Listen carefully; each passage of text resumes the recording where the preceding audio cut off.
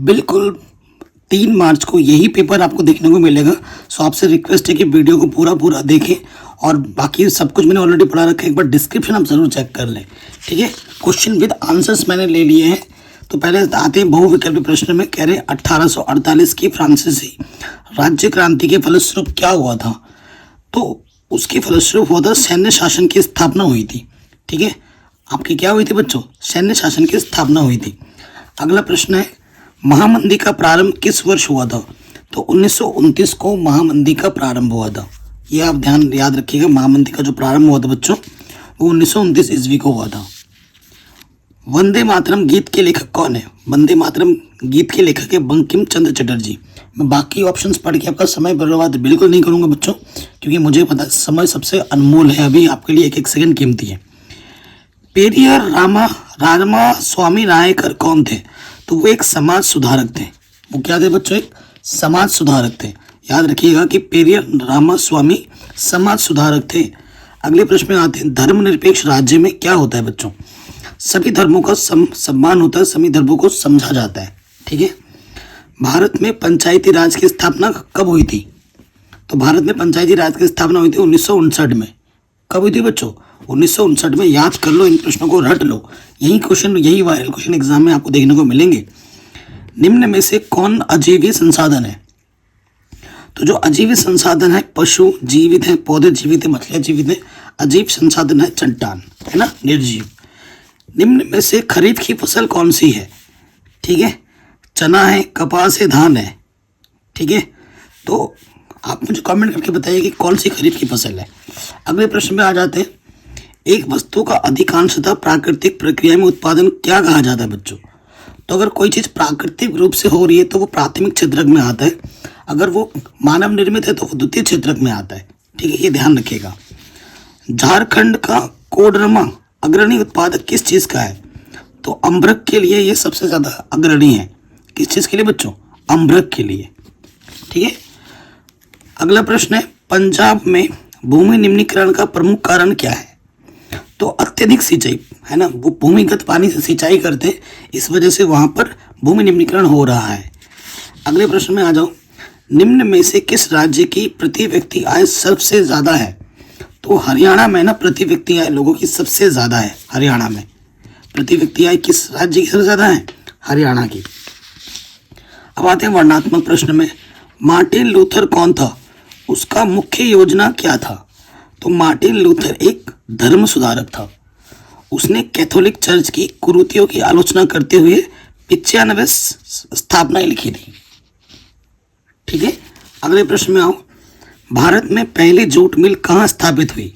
उसे स्थापित किसने किया था? तो भारत में पहली जूट मिल 1859 में स्कॉटलैंड के एक व्यापारी जॉर्ज ऑकलैंड ने बंगाल में श्री रामपुर के निकट स्थापित की थी। ठीक है, गुटेनबर्ग का नाम क्यों प्रसिद्ध है? उसने अपनी पहली पुस्तक कौन सी छापी थी? तो गुटेनबर्ग का नाम पहली मुद्रित पुस्तक के लिए प्रसिद्ध है। उसने जो पहली पुस्तक छापी थी वह थी बाइबल। ठीक है, वो कौन थी? बाइबल थी। अर्थव्यवस्था के तृतीय क्षेत्रक से आप क्या समझते हैं? कोई 2 उदाहरण दीजिए। तो तृतीय क्षेत्रक की गतिविधियां प्राथमिक और द्वितीय क्षेत्रक के विकास में सहायता प्रदान करती हैं। इन गतिविधियों के कारण आप वस्तुओं का उत्पादन नहीं होता है, बल्कि ये गतिविधियां उत्पादन प्रक्रिया में सहायता करती हैं, जैसे भंडारण, परिवहन, बैंक सेवाएं, संचार, व्यापार, ये तृतीयक में आती हैं। कहते कोई 2 मानवीय क्रियाएं लिखिए जो भूमि निम्नीकरण के लिए उत्तरदायी हैं, जैसे पशुचारण, ठीक है, वनोन्मूलन, वन का काटना, खनन ने भूमि निम्नीकरण के लिए उत्तरदायी हैं। ठीक, ये मानव के द्वारा होता है। गरीबों के लिए स्वयं सहायता समूह के कोई 2 उद्देश्य लिखिए। तो गरीबों के लिए स्वरोजगार के अवसरों का सृजन प्राप्त हो, ऋणदाता को ऋणाधार की कमी की समस्या से बाहर निकालने में सहायता मिले, गांव के पुरुष महिलाओं को स्वावलंबी बनाने हेतु कार्य करते रहें, इस चीज़ के लिए इसका किया गया था। अब आते हैं नेक्स्ट क्वेश्चन में। नमक सत्याग्रह क्यों प्रारंभ किया गया था? उसका संक्षिप्त विवरण दीजिए। देश को एकजुट करने के लिए महात्मा गांधी को नमक एक शक्तिशाली प्रतीक दिखा। चूंकि नमक का अमीर गरीब सभी इस्तेमाल करते थे, यह भोजन का एक अभिन्न हिस्सा था, इसलिए नमक पर कर और उसके उत्पादन पर सरकारी इजारादारी को महात्मा गांधी ने ब्रिटिश शासन का सबसे दमनकारी पहलू बताया था। उन्होंने वायसराय इरविन को एक खत लिखा जिसमें उन्होंने 11 मांगों का उल्लेख किया था। इनमें सबसे महत्वपूर्ण मांग नमक कर मतलब टैक्स होता है, खत्म करने के बारे में थी। इरविन झुकने को तैयार नहीं थे। फलस्वरूप महात्मा गांधी ने 78 विश्वस्त सहयोगियों के साथ नमक यात्रा शुरू कर दी। वह दांडी पहुंचे, कानून का उल्लंघन किया और नमक बनाया। इस मार्च ने लोगों की राष्ट्रवाद की भावना विकसित की और देश के विभिन्न हिस्सों में लोगों ने नमक कानून तोड़ा और नमक का निर्माण किया और सरकारी नमक कारखानों के सामने प्रदर्शन किया। ठीक है, आगे आ जाते हैं। रोलेट एक्ट क्या था, उसका विरोध कैसे किया गया और क्या परिणाम हुआ इसका। तो रोलेट एक्ट नामक कानून को मार्च 1919 में ब्रिटिश सरकार द्वारा भारत में उभर रहे राष्ट्रीय आंदोलन को खत्म करने के उद्देश्य से 11 बनाया गया था। इनके अनुसार ब्रिटिश सरकार को यह अधिकार प्राप्त हो गया था कि वह किसी भी भारतीय पर अदालत में बिना मुकदमा चलाए उसे जेल में बंद कर सकते हैं और इस कानून के तहत अपराधी को उसके खिलाफ मुकदमा दर्ज करने वाले का नाम जानने का अधिकार भी समाप्त कर दिया गया था। इसलिए इसका विरोध किया गया और इसके विरोध में देशव्यापी हड़तालें, जुलूस और प्रदर्शन होने लगे। ठीक है, तो ये रोलेट एक्ट बहुत ही बेकार एक्ट था। आगे बढ़ते हैं। भारत में जाति प्रथा का राजनीतिक एवं समाज पर क्या प्रभाव पड़ा। तो जाति ही सामाजिक समुदाय के गठन का एकमात्र आधार है। इस चिंतन पद्धति के अनुसार एक जाति के लोग एक स्वाभाविक सामाजिक समुदाय का निर्माण करते हैं और उनके हित एक जैसे होते हैं तथा दूसरी जाति के लोगों से उनके हितों का कोई मेल नहीं होता। राजनीति में जाति अनेक रूप ले सकती है, जबकि पार्टियां चुनाव के लिए उम्मीदवारों के नाम तय करती हैं जो चुनाव क्षेत्र के मतदाताओं की जातियों का हिसाब ध्यान में रखती है ताकि उन्हें चुनाव जीतने के लिए जरूरी वोट मिल सके। ठीक है, और जाति प्रथा का राजनीतिक एवं समाज पर बहुत गहरा प्रभाव पड़ता है। इससे राजनीति में लोग जाति के आधार पर वोट देकर किसी भी उम्मीदवार को वोट दे देते हैं, चाहे वह योग्य हो या ना हो। उसी प्रकार से समाज में जाति प्रथा का कभी कभी नकारात्मक प्रभाव पड़ता है और समाज में इस कारण के लोगों के अंदर भाईचारे का अभाव हो जाता है और कभी कभी तो इसमें सांप्रदायिक दंगे तक हो जाते हैं। ठीक है बच्चों, मैं आप लोगों के लिए क्वेश्चन विद आंसर लेके आया हूँ। ये नहीं कि सिर्फ क्वेश्चन बता दिया वायरल लेकिन नहीं, क्वेश्चन विद इम्पोर्टेंट क्वेश्चंस। राजनीतिक दल और दबाव समूह का अंतर लिखिए कि 3 बिंदुओं पर प्रकाश डालिए। दबाव समूह समाज में विशिष्ट हितों का प्रतिनिधित्व करते हैं, जबकि राजनीतिक दल समाज में विद्यमान सभी के हितों को संचित या एकत्रित करने का प्रयास करते हैं। राजनीतिक दल का मूल उद्देश्य सत्ता की प्राप्ति अथवा सरकार का निर्माण करना है, लेकिन दबाव समूह सरकार से अपनी मांगों को मनवाने का प्रयास करती हैं। एक व्यक्ति एक साथ अनेक दबाव समूह का सदस्य हो सकता है, इसलिए दबाव समूह की सदस्यता सर्व समावेशी होती है, जबकि कोई व्यक्ति केवल एक राजनीतिक दल का ही सदस्य हो सकता है, इसलिए राजनीतिक दलों की सहायता अनन्य हो सकती है। नेक्स्ट क्वेश्चन पे आ जाते हैं। अधात्विक खनिज किसे कहते हैं, ऐसे 2 खनिजों के नाम लिखिए। ऐसे खनिज जिनमें धातु का अंश नहीं पाया जाता अधात्विक खनिज कहलाते हैं। अम्बरक, नमक, पोटाश, चूना, ये सब अधात्विक खनिज हैं। अम्बरक के उत्पादन भारत का विश्व में प्रथम स्थान है और निर्यात की दृष्टि से भारत का अग्रणी स्थान है। अम्बरक एक ऐसा खनिज है जो प्लेटो अथवा पतरण क्रम में पाया जाता है। वही चूना पत्थर सफेद या पीले भूरे रंग का होता है। यह अधिकांश रूप से अवसादी चट्टानों में पाया जाता है। नेक्स्ट, ऊर्जा के गैर परंपरागत स्रोत किसे कहते हैं। भारत में सौर ऊर्जा का भविष्य कैसा है। ऊर्जा के गैर परंपरागत स्रोत ऊर्जा की तीव्र गति से बढ़ती हुई मांग ने ऊर्जा के परंपरागत साधनों और उनके घटते भंडारों के कारण विश्व को ऊर्जा के नए स्रोत खोजने के लिए विवश कर दिया है। सूर्य, वायु, ज्वार भाटे, भूतापीय ऊर्जा, बायोगैस, खेतों आदि ऊर्जा के गैर परंपरागत साधन है। भारत में सौर ऊर्जा का भविष्य उज्जवल है। इसके मुख्य कारण क्या है। सूर्य का प्रकाश प्रकृति का मुफ्त उपहार है, इसलिए निम्न वर्ग के लोगों द्वारा सौर ऊर्जा का लाभ आसानी से उठाया जा सकता है, जैसे पंप द्वारा जल निकालने, खाना बनाने, पानी को गर्म करने इत्यादि में। भारत एक उष्णकटिबंधीय देश है जहां सौर ऊर्जा के दोहन की असीम संभावनाएं पाई जाती हैं। ठीक है, भारत का जो जलवायु वो गर्म है। विकास प्रक्रिया में ऋण की भूमिका का विश्लेषण कीजिए। जो हम लोगों से कर लेते हैं ना, क्या बोल रहा हूँ, हम जो उधार लेते हैं लोगों से ना, उसके बारे में बताना है। हमारे जीवन की बहुत सी गतिविधियों में ऐसे बहुत से सौदे होते हैं जहाँ पर किसी न किसी रूप से ऋण की आवश्यकता होती है। उधार से हमारा तात्पर्य एक सहमति से है जहाँ ऋणदाता कर्जदार को धन, वस्तुएं या सेवाएं उपलब्ध कराता है और बदले में कर्जदार से भुगतान करने का वादा लेता है। ऋण उत्पादक की कार्यशील पूंजी की आवश्यकता को पूरी करता है और उसे उत्पादक के कार्यशील खर्चों और उत्पादन को समय पर खत्म करने में सहायता करता है। इसके माध्यम से वह अपनी कमाई में वृद्धि कर पाता है और इस स्थिति में ऋण एक महत्वपूर्ण सकारात्मक भूमिका निभाता है। ठीक है, जब आप किसी को ऋण देते हो तो आप उससे ब्याज भी लेते हो ना, उससे आपका फायदा भी होता है ना, उसको भी उसकी सहायता दे रहे हो और बदले में आपको भी आपका फायदा मिल रहा है। धारणीयता का विषय विकास के लिए क्यों आवश्यक है? देखो, धारणीयता का आशय है सतत पोषणीय विकास, ऐसा विकास जो वर्तमान पीढ़ी तक सीमित ना रहे बल्कि आने वाली पीढ़ी को भी प्राप्त हो सके। अनेक वैज्ञानिकों का कहना है कि जिस तरह से हम संसाधनों का उपयोग कर रहे हैं उससे संसाधन शीघ्र समाप्त हो जाएंगे और अगली पीढ़ी के लिए नहीं बचेंगे। यदि विकास को धारणीय बनाना है तो हमें संसाधनों का प्रयोग इस प्रकार करना चाहिए जिससे विकास की प्रक्रिया निरंतर चलती रहे और भावी पीढ़ी के लिए भी संसाधन बचे रहें। ठीक है, अब आते हैं बड़े प्रश्नों में। असहयोग आंदोलन क्यों प्रारंभ किया गया? आंदोलनकारियों के 4 कार्य लिखिए। असहयोग आंदोलन का जो प्रारंभ है ना, स्वराज की मांग को लेकर किया गया था। यह आंदोलन 1 अगस्त 1920 को प्रारंभ किया गया। इसका मुख्य उद्देश्य अंग्रेजी सरकार के साथ सहयोग न करके कार्यवाही में बाधा उपस्थित करना था। पश्चिमी भारत, बंगाल, उत्तरी भारत में असहयोग आंदोलन को अभूतपूर्व सफलता मिली। विद्यार्थियों के अध्ययन के लिए अनेक शिक्षण संस्थाएं जैसे काशी विद्यापीठ, बिहार विद्यापीठ, गुजरात विद्यापीठ, बनारस विद्यापीठ, तिलक महाराष्ट्र विद्यापीठ और अलीगढ़ मुस्लिम विश्वविद्यालय की आदि स्थापना असहयोग आंदोलन का ही प्रारंभ था। आंदोलनकारियों के 4 कार्य निम्नलिखित हैं। असहयोग आंदोलन के तहत आंदोलनकारियों ने ब्रिटिश सरकार के सांदिग्ध में बनी पाठशाला में अध्ययन न करके असहयोग दिखाया। सरकारी दफ्तर में काम नहीं किया।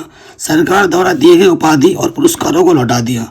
विदेशी माल का बहिष्कार करते हुए स्वदेशी को अपनाना, हिंदी भाषा बोलना आदि, जिससे अंग्रेजों के कार्यों में बाधा पहुंचे, देश में शासन करना मुश्किल हो जाए, ये चीज़ें उन्होंने अपनाई थी। या फिर आपको लिखना है 19वीं शताब्दी में भारत से विदेश को श्रमिकों को क्यों लाया गया? ये श्रमिक अधिकतर किस प्रदेश के थे? उन्हें किस शर्त पर स्वदेश लौटने की छूट दी जाती थी?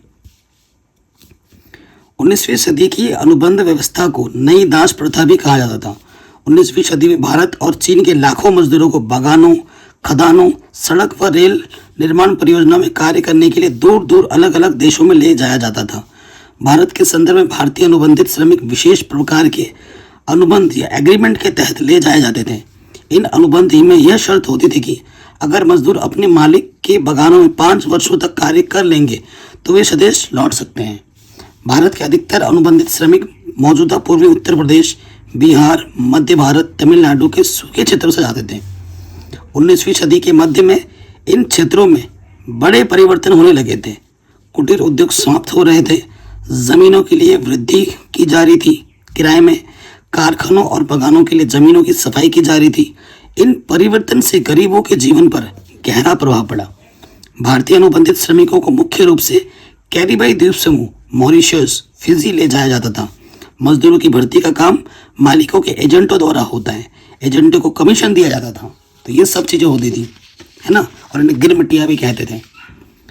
अपने देश में महिलाओं को सामाजिक और राजनीतिक अधिकार दिए जाने के पक्ष में 3 तर्क दीजिए। उन्हें किसी संवैधानिक संस्था से आरक्षण प्राप्त है, ये भी आपको बताना है।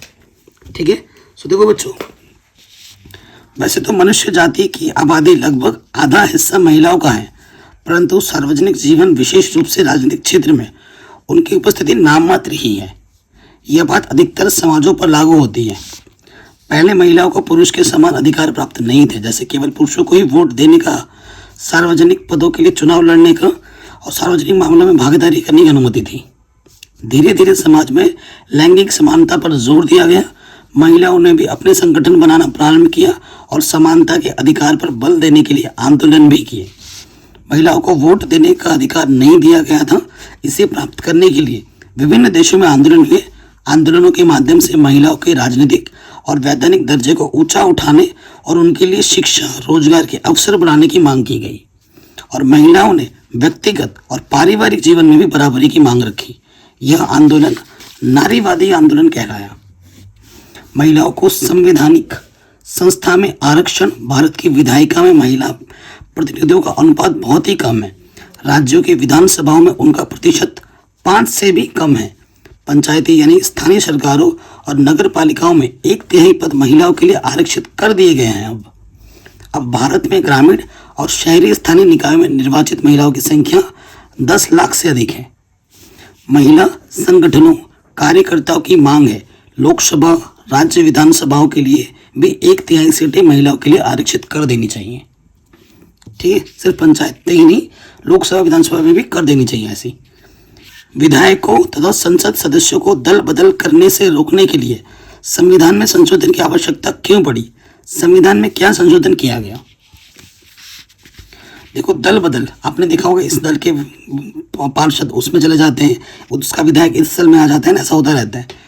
दल बल जो विरोधी कानून 92 संविधान संशोधन अधिनियम 1985 द्वारा सांसदों और विधायकों द्वारा एक राजनीतिक दल से दूसरे दल परिवर्तन के आधार पर निर्हंता के बारे में प्रावधान किया गया। इस संविधान में एक नई अनुसूची 10वीं अनुसूची जोड़ी गई। इस अधिनियम को दल बदल कानून कहा जाता है। दल बदल विरोधी कानून की आवश्यकता क्यों पड़ी? देखो, लोकतांत्रिक प्रक्रिया में राजनीतिक दल सबसे अहम है, लेकिन आज़ादी के कुछ साल बाद ही राजनीतिक दलों को मिलने वाले सामूहिक जनादेश की अनदेखी की जाने लगी और विधायकों और सांसदों के जोड़ तोड़ से सरकारें बनने और गिरने लगी। इस स्थिति ने राजनीतिक व्यवस्था में अस्थिरता ला दी। 91 संविधान संशोधन विधेयक पारित किया गया, जिसमें निम्न प्रावधान रखे गए थे। दल बदल करने वाले सांसद विधायक की सदस्यता अपने आप समाप्त हो जाएगी। दल बदल करने वाले सदस्य किसी भी प्रकार का सरकारी लाभ का प्राप्त नहीं कर पाएंगे। सदन की सदस्यता हासिल करने हेतु तो उन्हें पुनः चुनाव जीतना पड़ेगा। ठीक है, ये तो बार बार दल बदलते थे। अब नेक्स्ट क्वेश्चन आता है, उद्योगों का एक संक्षिप्त वर्गीकरण प्रस्तुत कीजिए। ठीक है, पहला आ जाता है कच्चे माल के स्रोत के आधार पर खनिज आधारित लोहा, इस्पात, सीमेंट, एल्यूमिनियम, मशीन, औजार, ये सब। फिर कृषि आधारित हैं सूती वस्त्र, ऊनी वस्त्र, पटसन, रेशमी वस्त्र, रबर, चीनी, कॉफी, वनस्पति तेल इत्यादि। अब नेक्स्ट आता है स्वामित्व के आधार पर सार्वजनिक क्षेत्र में लगे सरकारी एजेंसियों द्वारा प्रबंधित सरकार द्वारा संचालित उद्योग। निजी क्षेत्र के उद्योग हैं जिनका स्वामित्व एक व्यक्ति के हाथ में और उसके द्वारा ही संचालित किया जाता है। संयुक्त उद्योग है ऐसे उद्योग जो राज्य सरकार और निजी क्षेत्र के संयुक्त प्रयास से चलाए जाते हैं, जैसे कोई कंपनी, फैक्ट्री। सरकारी उद्योग जिनका स्वामित्व कच्चे माल की पूर्ति करने वाले उत्पादकों, श्रमिकों या दोनों के हाथों में होता है। कच्चे और तैयार माल की मात्रा भार के आधार पर भारी उद्योग जैसे लोहा, इस्पात और हल्के उद्योग कम भार वाले कच्चे माल का प्रयोग हल्के तैयार माल का उत्पादन करते हैं, जैसे विद्युतीय उद्योग। भारत में संचार साधनों का वर्णन कीजिए। देखो, संचार सेवाएं क्या है? जब से मानव पृथ्वी पर अवतरित हुआ है उसने विभिन्न संचार माध्यमों का प्रयोग किया है, परंतु आधुनिक समय में परिवर्तन की गति बहुत ही ज़्यादा तीव्र है। संदेश प्राप्तकर्ता या संदेश भेजने वाले के गतिविहीन रहते हुए भी लंबी दूरी का संचार बहुत सरल है। जैसे मैं यहाँ पर हूँ, आप कहाँ पर, अगर हम बात करना चाहें तो फ़ोन से बात कर सकते हैं। निजी दूरसंचार और जनसंचार में दूरदर्शन, रेडियो, समाचार पत्र, प्रेस, सिनेमा आदि देश के प्रमुख संचार साधन हैं। भारत का डाक संचार दुनिया का सबसे बड़ा तंत्र है। भारत में संचार साधनों का वर्णन, भारत एशिया महाद्वीप में दूर संचार तंत्र में अग्रणी है।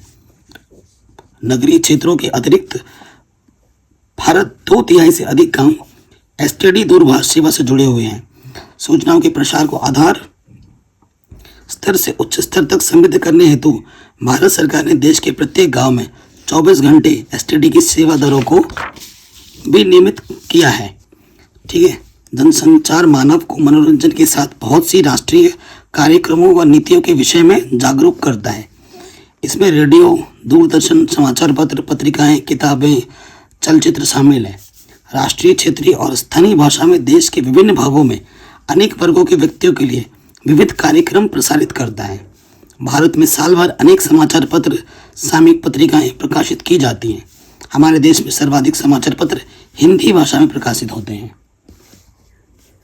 ठीक है, अगले प्रश्न पे आ जाते हैं। विदेशी व्यापार विभिन्न देशों के बाजारों के एकीकरण में किस प्रकार सहायता करता है? संक्षेप में बताइए। तो पहला पॉइंट है, विदेशी व्यापार के कारण घरेलू उत्पादों को अन्य देशों के बाजारों पहुंचने का अवसर मिलता है। इससे उत्पादक अपने देश के बाजारों के साथ साथ विश्व बाजार में भी प्रतियोगिता कर सकता है। ग्राहकों को विदेशी व्यापार के कारण सबसे अधिक लाभ रहता है। उन्हें विभिन्न प्रकार की चीज़ें देश में ही उपलब्ध होने लगती हैं।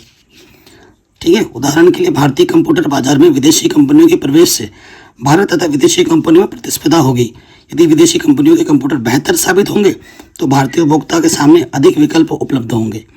भारतीय कंपनियां भी अपनी हानि को कम करने के लिए अपने उत्पाद की गुणवत्ता और कीमतों में सुधार करेगी, अन्यथा वे प्रतियोगिता से बाहर हो जाएंगे। वैश्वीकरण का अर्थ एक ऐसी व्यवस्था है जिससे किसी भी देश की अर्थव्यवस्था को विश्व की अन्य अर्थव्यवस्थाओं से विदेशी व्यापार, विदेशी निवेश द्वारा जोड़ा जाता है। ठीक है, ये एग्जाम में आ भी सकता है। वैश्वीकरण किसे कहते हैं? वैश्वीकरण के कारण आज विश्व में विभिन्न देशों के बीच वस्तुओं, सेवाओं, तकनीकी, श्रम का आदान प्रदान हो रहा है। इस कार्य में बहुराष्ट्रीय कंपनियां बड़ी महत्वपूर्ण भूमिका निभाती हैं। ये आपको लिखना है। अगले प्रश्न पे आ जाते हैं। उपभोक्ता के अधिकारों का वर्णन कीजिए। उपभोक्ता के अधिकारों का वर्णन उपभोक्ता संरक्षण अधिनियम 1986 में, सन 1900 तथा सन 1991 में और सन 1993 के संशोधनों में किया गया है। इनमें से कुछ अधिकार निम्न हैं, जैसे चुनाव का अधिकार। हर उपभोक्ता को यह अधिकार है कि वो जांच परख कर अपने इच्छानुसार व्यक्ति को चुन सकता है और उसका उचित मूल्य दे। ठीक है। सूचना का अधिकार, उपभोक्ता को यह अधिकार है कि यह खरीदी जाने वाली हर वस्तु के बारे में उसकी गुणवत्ता, मात्रा, शुद्धता, मूल्य का सूचना प्राप्त कर सके। सुरक्षा का अधिकार, उपभोक्ता को यह अधिकार है कि वो उन वस्तुओं व सेवाओं से अपना बचाव कर सके जो उसके जीवन व संपत्ति को हानि पहुंचा सकती हैं। सुनवाई का अधिकार, उपभोक्ता को अनुचित सौदेबाजी और शोषण के विरुद्ध क्षतिपूर्ति मांगने का अधिकार है। यदि उपभोक्ता को कोई क्षति पहुंचाई जाती है तो क्षति की मात्रा के आधार पर उसे क्षतिपूर्ति पाने का भी अधिकार होता है। इस कार्य को पूरा करने हेतु सुनवाई का अधिकार सभी उपभोक्ताओं को प्रदान किया गया है। ठीक है, तो ये most important and viral questions हैं। अब मैं आपके सामने कुछ मैप लेके आ रहा हूँ जो कि बोर्ड एग्जाम में बार बार पूछे जाते हैं। कह रहे दिए निर्देश दिए गए मानचित्र में वांछित स्थानों को चिन्ह से दर्शाइए और नाम भी लिखिए। वह स्थान जहाँ सितंबर 1920 में कांग्रेस अधिवेशन हुआ। तो कांग्रेस अधिवेशन कहाँ हुआ था बच्चों? ठीक है, कहाँ हुआ था बच्चों कांग्रेस अधिवेशन? कलकत्ता में हुआ था। यहाँ पर है कलकत्ता, नंबर फर्स्ट। सेकंड, वह स्थान जहाँ जलियांवाला हत्याकांड हुआ था वो है बच्चों अमृतसर। कहाँ है? अमृतसर, यहाँ पर। फिर वह स्थान जहाँ 1927 में कांग्रेस का अधिवेशन हुआ था मद्रास में, ये है मद्रास। ठीक है, वह स्थान जहाँ सूती मिल श्रमिकों का सत्याग्रह हुआ तो वो है अहमदाबाद, ये है आपका अहमदाबाद। ठीक, और वह स्थान जहाँ 1929 में कांग्रेस का अधिवेशन हुआ तो वो क्या है बच्चों? वो है आपका लाहौर, कांग्रेस का अधिवेशन हुआ था ये, क्योंकि पहले लाहौर तो भारत में ही था। कह रहे हैं भारत के दिए गए मानचित्र में निम्नलिखित को दर्शाइए। नागार्जुन सागर बांध नाम। ठीक है, तो इस चिन्ह से हम दिखा रहे हैं नागार्जुन सागर बांध। ठीक है, कहाँ है देखो बच्चों, ये है आपका चिन्ह के साथ, नाम के सहित।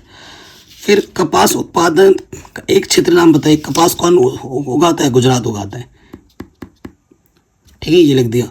फिर देखो बॉक्साइट उत्पादन का एक क्षेत्र नाम बताइए। बॉक्साइट उत्पादक नाम भी लिखना है। तो बॉक्साइट उत्पाद कौन करता है? अमरकंटक। ठीक है, तो इस चिन्ह से आप दिखा देंगे अमरकंटक। और हैदराबाद नगर, हैदराबाद, ये हैदराबाद को हम इसे दर्शा रहे हैं, ये हैदराबाद है।